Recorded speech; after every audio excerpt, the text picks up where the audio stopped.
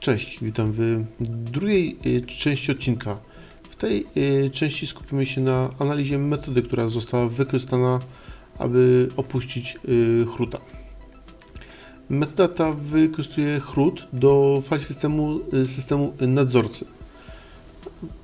Ponieważ w chrucie najczęściej nie mamy zamontowanego katalogu dev, a tym samym nie możemy zamontować fali systemu nadzorcy, musimy samodzielnie utworzyć urządzenie odpowiadające dyskowi z tymże file systemem. Urządzenia w Linuxie są specjalnymi plikami. W kontekście urządzeń najczęściej wyróżniamy urządzenia blokowe oraz znakowe. Urządzenia znakowe, jak sama nazwa wskazuje, prowadzą komunikację znak po znaku, natomiast blokowe przez bloki. Najczęściej również urządzenia znakowe umożliwiają jedynie zapis i odczyt. Nie wiem, takimi urządzeniami jest myszka, klawiatura, dev random, po prostu gdzie możemy tylko odczytywać i zapisywać. Natomiast urządzenia blokowe najczęściej pozwalają nam również na adresowanie oraz dowolny dostęp do danych, dla przykładu dyski twarde lub CD-ROMy. Każdy specjalny plik reprezentujący urządzenie jest określony przez 3 parametry. Typ, czy to jest urządzenie blokowe czy znakowe, major number, jest to numer główny urządzenia, minor number, który jest numerem pomocniczym urządzenia. Jądro systemu Linux, bazując na typie oraz numerach major i minor, wie, do którego sterownika przekierować obsługę operacji na danym urządzeniu. Lista zdefiniowanych numerów major i minor wraz z typami znajduje się w dokumentacji jądra Linuxa. Aby utworzyć specjalny plik urządzenia, należy użyć polecenia mknot.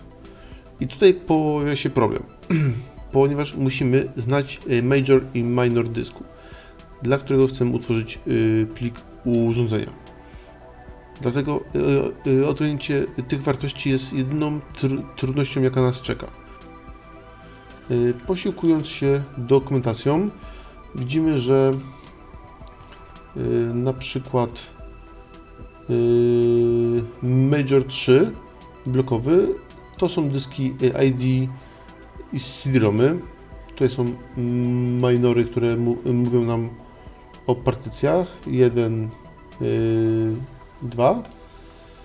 Na przykład numer 8 to jest dyski z CASI i myślę, że to są dobre miejsca, aby rozpocząć poszukiwania naszych wartości. Jeśli jednak się nam nie uda znaleźć dysku pod tymi wartościami, należy przeszukać całą przestrzeń możliwych i to sobie właśnie teraz zrobimy. Dlatego uruchomimy sobie nasz, tu już był uruchomiony kontener. Stwórzmy sobie katalog devices i w nim utwórzmy sobie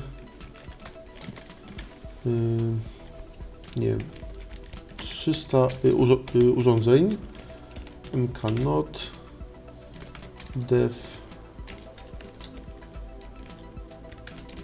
i 0 blokowe o numerze i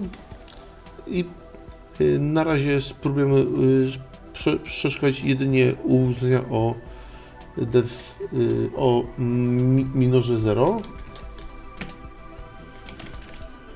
Utworzyło nam wiele urządzeń. Następnie możemy wykonać fdisk na każdym z tych plików. I widzimy, że 2 z utworzonych dysków to są jakieś urządzenia dyskowe.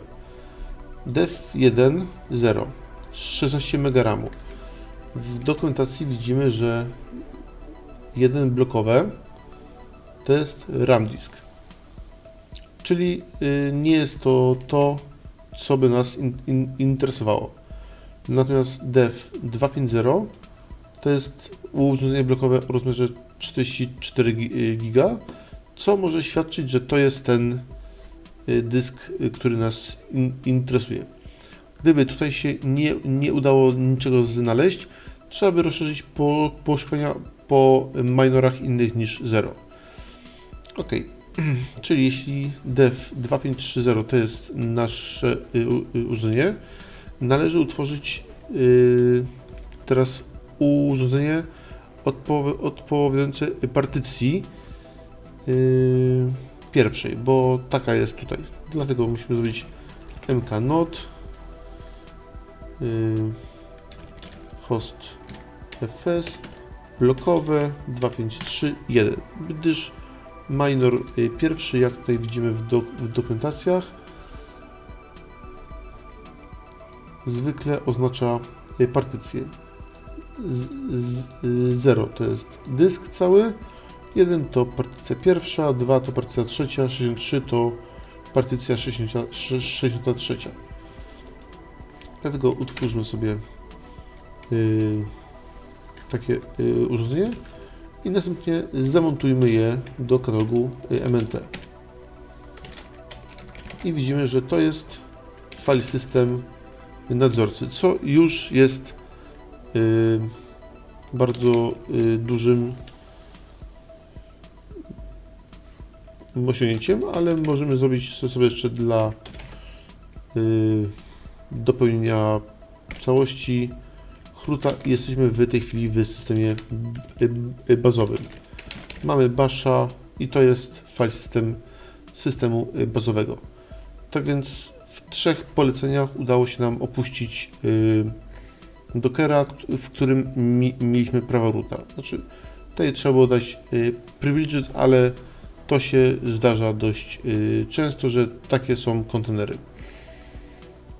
To dzięki. Cześć.